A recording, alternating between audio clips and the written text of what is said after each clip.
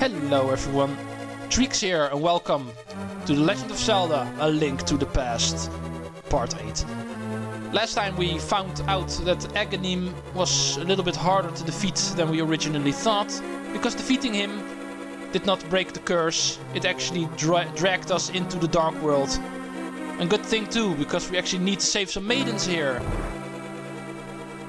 And we happen to be in the first dungeon where one of them is hidden. All 7 of them were hidden in 7 palaces across the Dark World. And this first one, the Dark Palace, is where we'll start our quest of rescuing these 7 girls. Okay, obviously these dungeons are going to be a lot trickier than the Light World dungeons we've been doing so far. Those were just the introduction to this game, you might say. Now things really get started. The dungeons are a lot more complicated, a lot less linear, a lot harder enemy-wise, and a lot longer.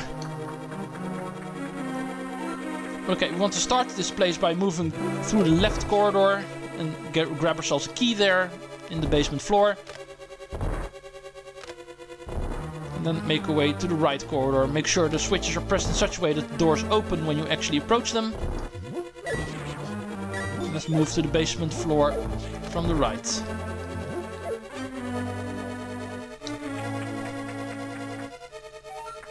Okay, here we find a warp tile. These will actually bring us to a different point in the dungeon. These things can make it complicated map-wise, knowing where you are, but it is what we have to work with. But okay, this tile will take us to a mysterious room with a telepathy tile. Treecks, can you hear me? It's me, Zelda. I'm locked in Turtle Rock on top of Death Mountain. I know you're doing your best, but please hurry. Ah, Zelda seems to be alive still. She's also able to talk to us with these telepathy tiles. And she apparently is in Turtle Rock. And guess what? That's going to be the final dungeon. But at least it's a sign of her still being alive. That's good to hear. Let's first continue working our way through this place, because Turtle Rock is future music for now. Let's move on this dungeon first. Oh, these things are interesting. As you can see, these guys are mimics. They mimic our moves. The red ones are a little bit more complicated, because these actually move in opposite directions, as you can see. And the green ones follow our movements directly. We need to make use of these puzzle enemies in order to defeat them with bow and arrow. And if you face them directly, they will actually shoot at you, so be careful. We need to align them in such a way that our arrows will hit them and defeat them. And open up the door. Okay, conveyor belt. Obvious what that does. It's here to scramble our movements.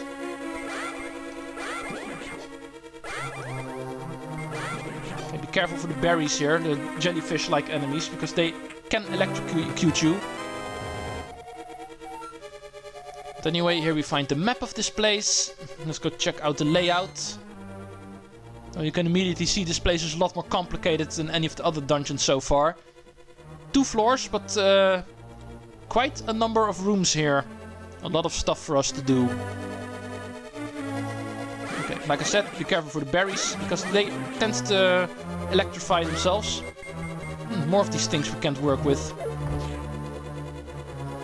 We've been seeing a lot of stuff like this on the overworld as well. Now we find these in the dungeon too. But right now we can only ignore them. So let's bump our way through some walls. This one actually leads to a fairy fountain. So you can heal up if you think that is necessary. Most of the dungeons actually have a fairy fountain, which is pretty neat actually. Well, not all of them, if I'm sure. Okay, here we find the key, and that is actually all we can do in this little outcrop, because as you can see, dead end. Therefore we are forced back to the beginning. We can walk there, or be smart and use the mirror. And now let's head into the dungeon proper. The middle door will bring us there. Oh, there's actually one funny little trick I can show off here. This statue you can actually move. And you can break this enemy with it. These guys are actually called Helmosaurs. Some kind of turtle-like dinosaur enemies. And oh, speaking of turtle enemies, these guys are also here. As you can see, they have a hard shell Something we cannot destroy, they're too hard. Even the Master Sword can't break that, so be careful for these guys. Ignore them. Okay, let's move up here first. Because here we can find another key. And then move down again, because we want to go down. As you can see by the abyss here, which is not colored in black, you can actually see the floor down below. This actually means it is a floor we can fall down to. And we want to blow up this little cracked floor in order to drop down here and reach the basement floor again. Remember that. That's actually an indication you can use whenever you want to fall to a lower floor. Whenever the abyss is not colored in black, you can actually see the lower floor, you might say. That means it is a floor you can fall down to. And this is actually required in order to get the big key of this place. And if we fall to the rest of the room down below, we can actually find more stuff. First of all, some yellow Stelvos who actually fling their heads around. These guys can be quite annoying. But more importantly, we actually find another key here. And the warp tile is our way out of here. Okay, thank you for the heal. Okay, we're back in this room again. So we know where we are. Let's head back to where we were.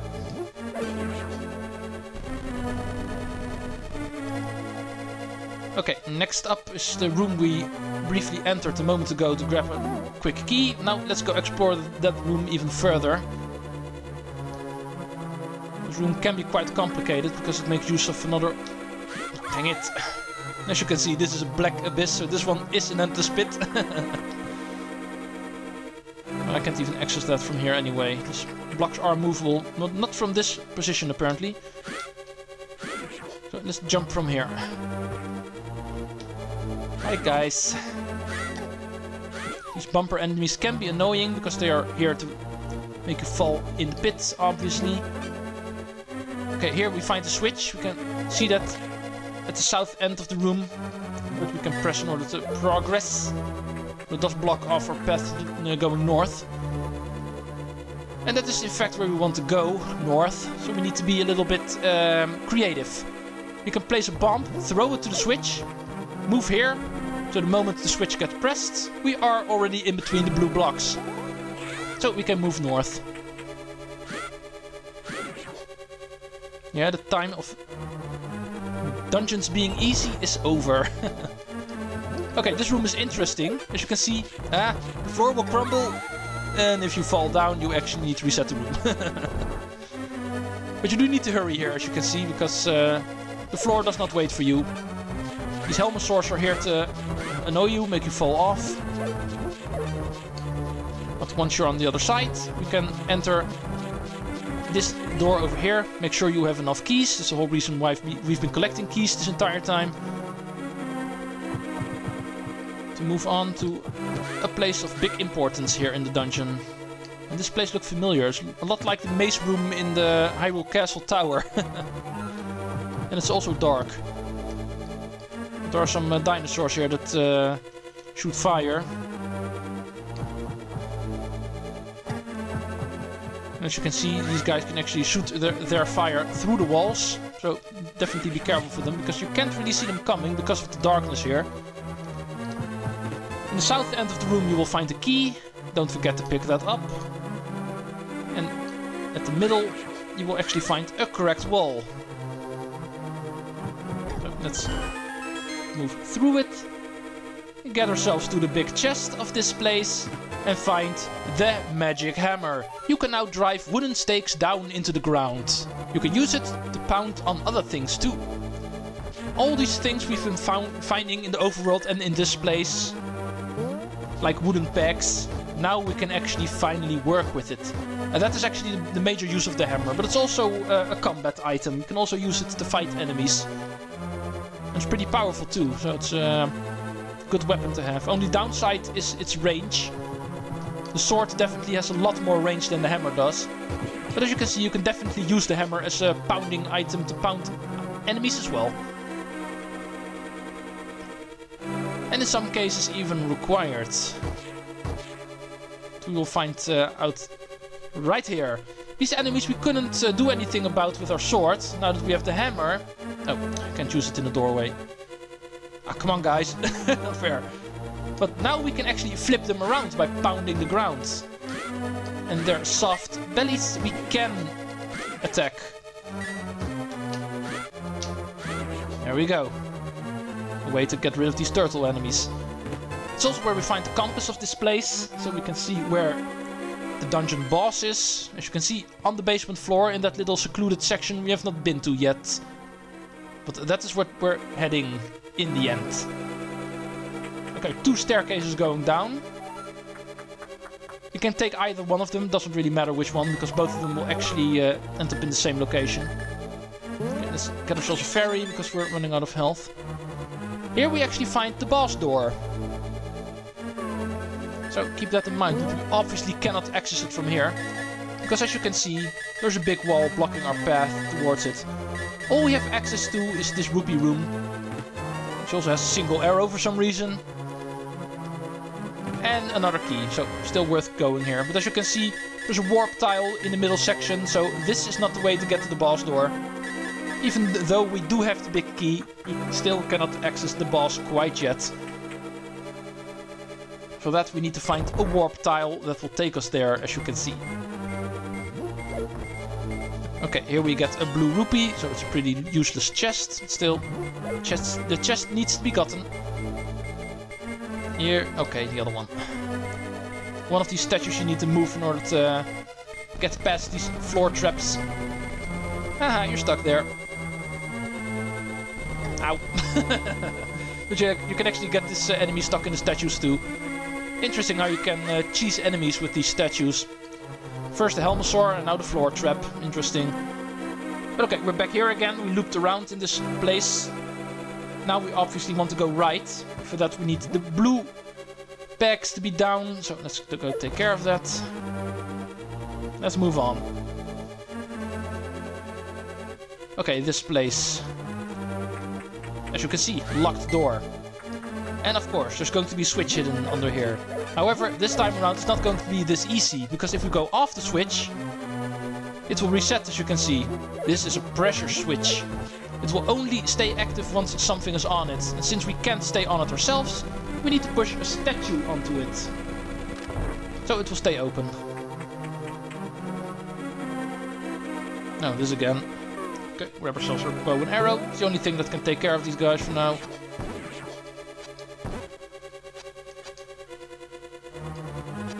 And there we go. Pretty much the same room as the first one we met. Repeat room, you might say. Okay, let's press you. Thank you. And a dead end. Great. We went here for nothing.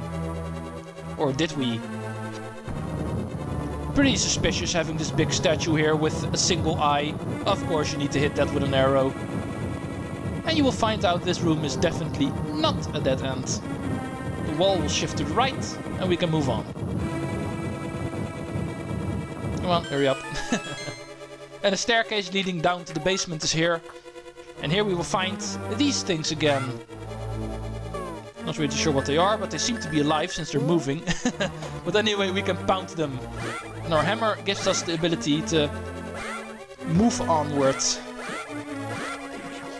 They will come in multiple forms throughout this game. Just remember, these kinds of tiles are actually something you can pound with your hammer. In the overworld they usually come as wooden pegs, but they're basically the same thing. Oh, I need to have my hammer out. Ow.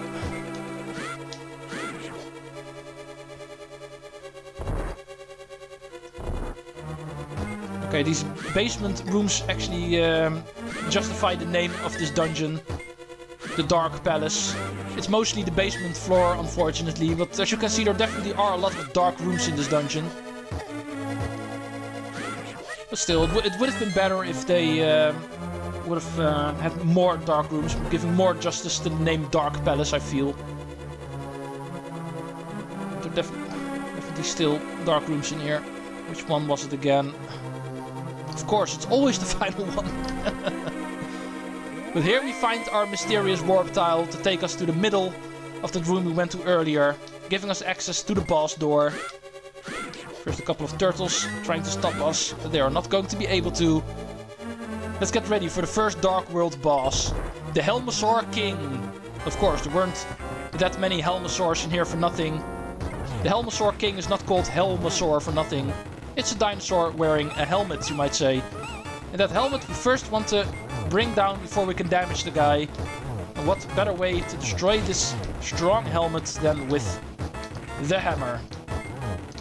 He wears it as a mask, but it's still basically a helmet. And once it breaks, we can use our powerful Master Swords to damage the guy. He will charge at you and use his tail to attack you, but it should be pretty easy. He does do a lot of damage if he hits you, so be careful for that. And for some reason the spikes behind here don't hurt you. Never knew why, but still. Heart container and our first crystal. And what are these crystals, you might ask? Well, we will find out in the next cutscene.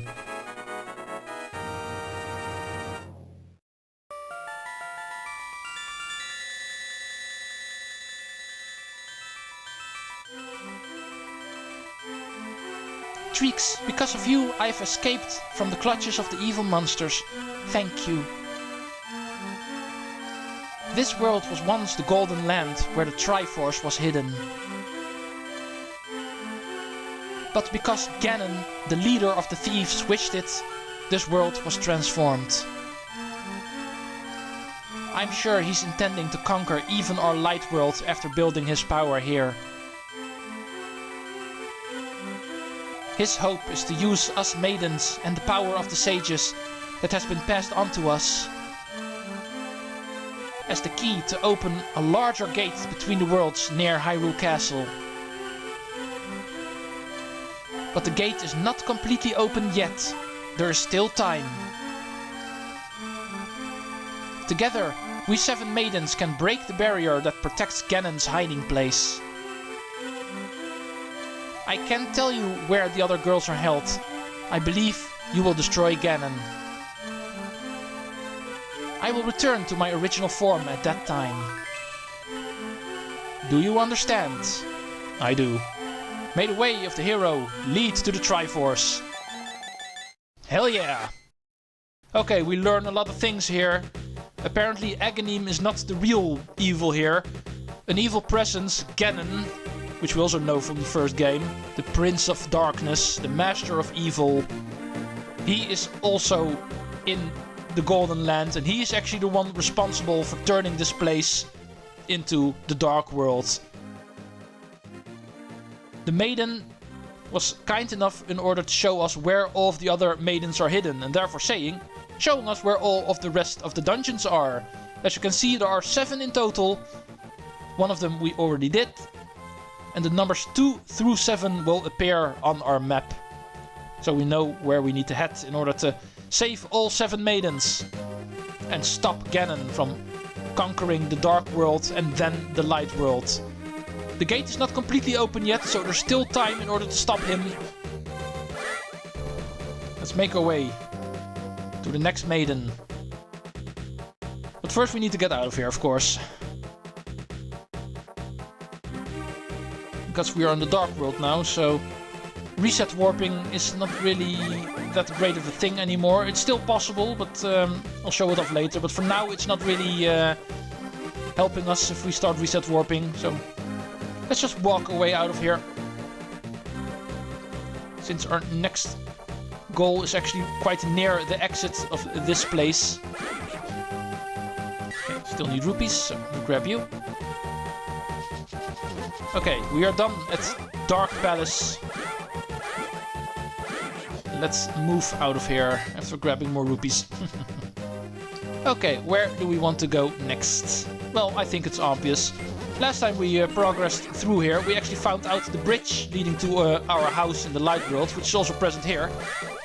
Actually has an obstacle we could not do anything about, but with the magic hammer we can. These are also things we can pound down into the ground, as you can see. And we have access to South Dark World now. which is necessary because as you can see the second dungeon is here in the swamp area, which was the swamp area in the light world. First let's take a look over here. Because of course there's also going to be stuff for us to collect, not just dungeons to go to, but also 100%ing needs to happen. And this island over here, which is formed in a complete circle, is really suspicious, right? Whenever you find locations like these on the world, use your mirror. Locations like this are never designed suspiciously for nothing. In this case, it is in order to reach an inaccessible island in the light world where a piece of heart is. So let's grab it this way. And now that we're here, we can immediately take care of something else. Namely, spending some rupees on upgrades. We're in the neighborhood, so might as well do that. So, I can see we're at 20 minutes already, so I think I'll cut the episode here. And in the meantime, on my own time, I will grind for some upgrades here. I have 500 rupees to spend, therefore 5 more upgrades to get. Getting more arrows and more bombs. But for you guys, this is going to be it. Thanks for watching, and next time we will continue questing the Dark World. Thanks for watching, and Treecks out. Later, folks.